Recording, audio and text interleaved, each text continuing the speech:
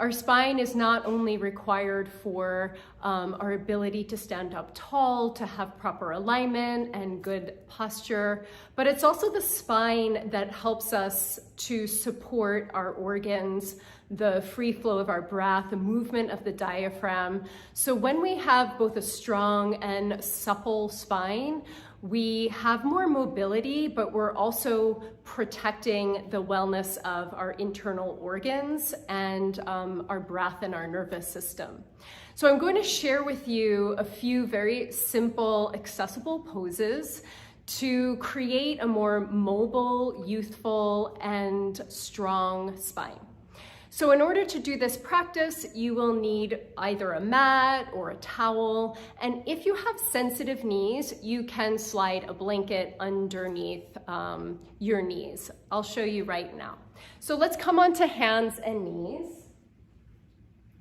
So I've got a blanket set up right here. So if you have sensitive kneecaps, feel free to use that because we're going to stay predominantly on the hands and knees and do a little movement from here. So let's begin by taking the knees wide, the big toes to touch, and sit back onto your heels. If you feel some sensitivity doing this, it's okay if your hips come up a little bit higher and then you walk your arms forward. If you're able to, kind of slide your hips back towards your heels. It's called child's pose. It releases the lower back. Allows the spine to lengthen. It helps to open the hips. Take a few breaths here. Notice where your breath is in your body. And then we'll come to hands and knees. And from here, you can take your wrists under your shoulders and your knees under your hips. Spread your fingers comfortably wide. We're going to move in a series of postures. We call them cat-cow or up cat, down cat. So what you'll do is begin to inhale, curling your toes into the floor. Allow the center of your chest to reach forward and your sit bones lift. Your face looks up. As you happen to breathe out, press the tops of the feet into the floor and round your spine, letting your belly pull up away from the floor. Breathing in, arch the upper back, so take your shoulder blades on your back and keep the back of your neck long. As you happen to breathe out, press the tops of the feet into the floor and round your lower back, dropping your head down.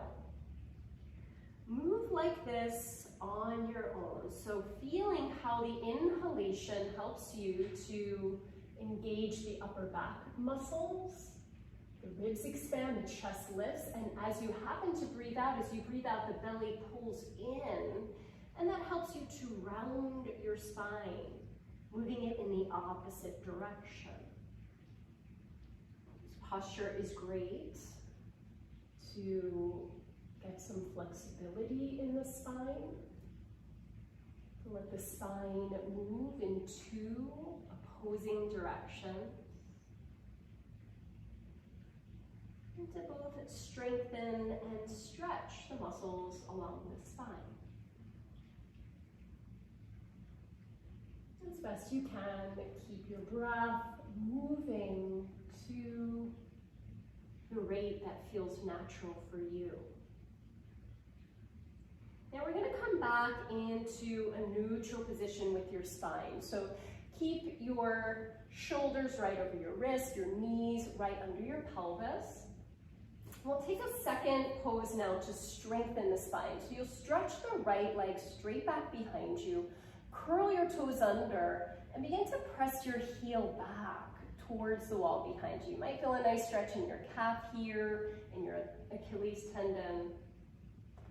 Now shift a little bit forward so your shoulders, again, come directly over your wrists, spread your fingers, and lift your right foot straight up off the floor. Keep all 5 toes pointing down, and as you happen to breathe in, reach your heart forward. As you happen to breathe out, bring your knee in towards your forehead and round your spine.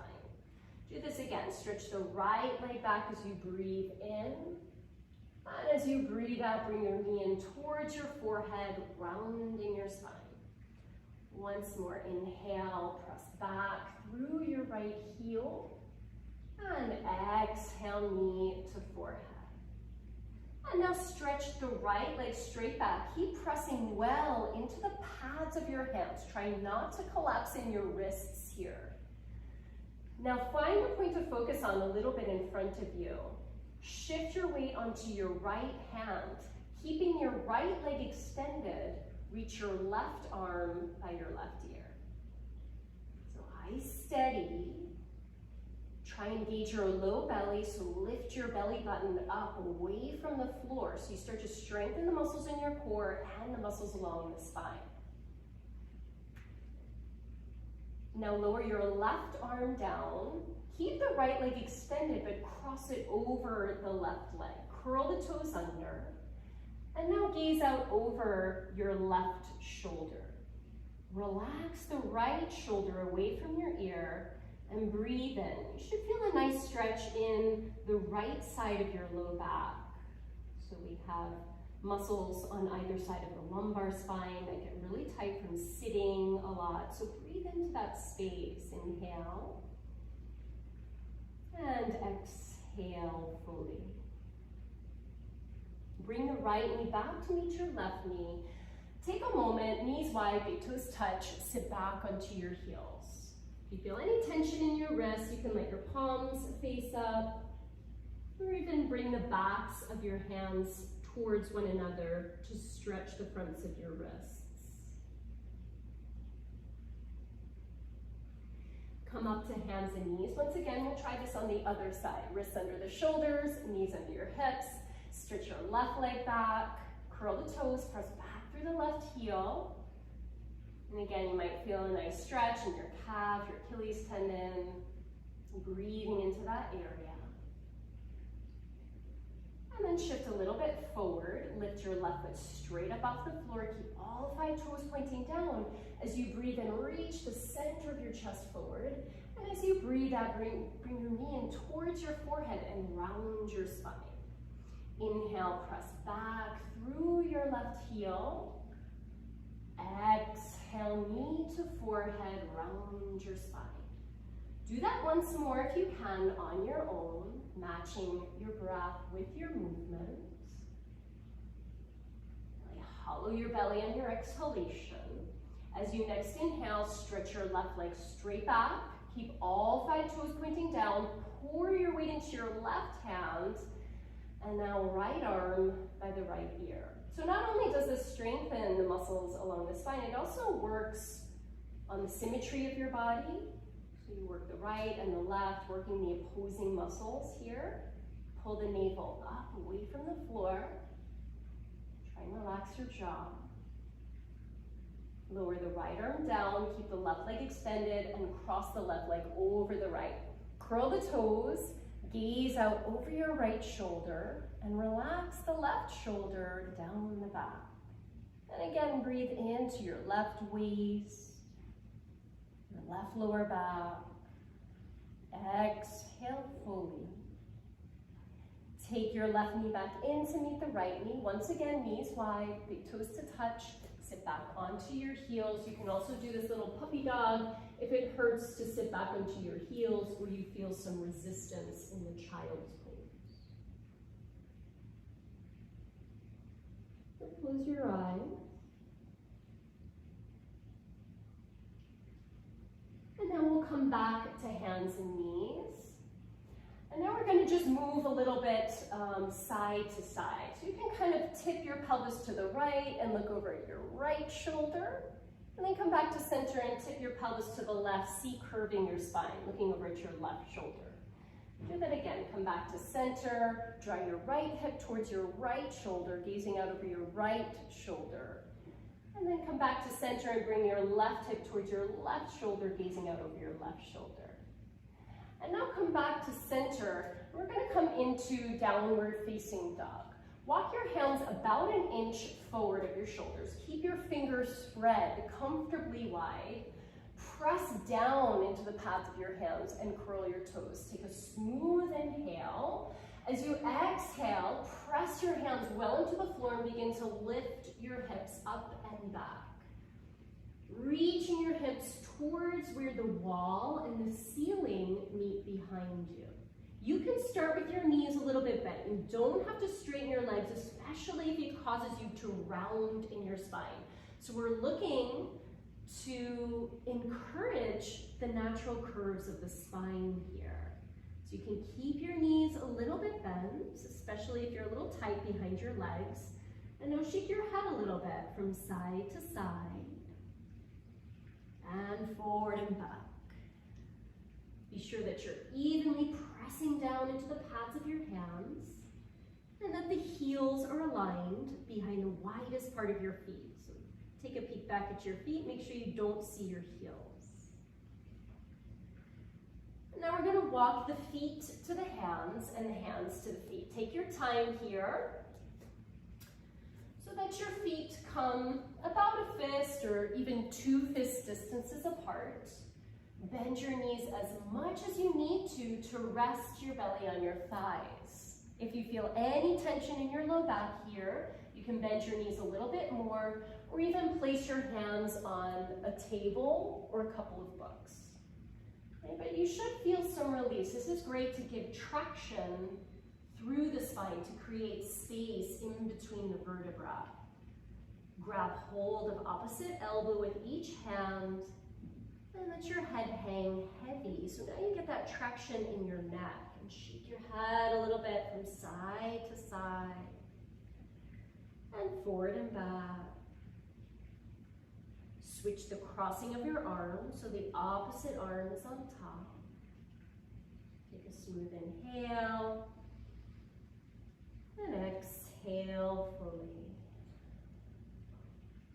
And now keeping your knees soft, begin to walk your hands up the fronts of your legs. So feet are evenly rooted into the floor, no rush at all. You can let your head be the last to come up. So you stack each vertebra one on top of the other, and your head is the last to come up. So let's take a stand now in mountain pose, Tadasana, which is an excellent way to align your spine and to create proper posture and an aligned spine.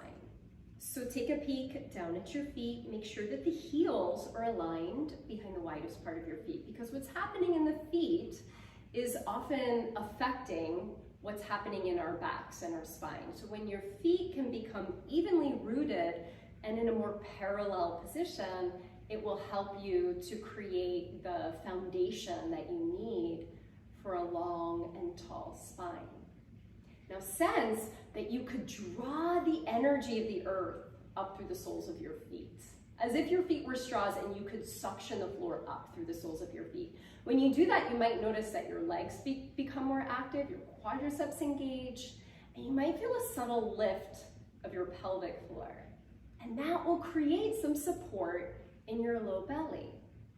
Keep that support, and let your arms just float alongside your body.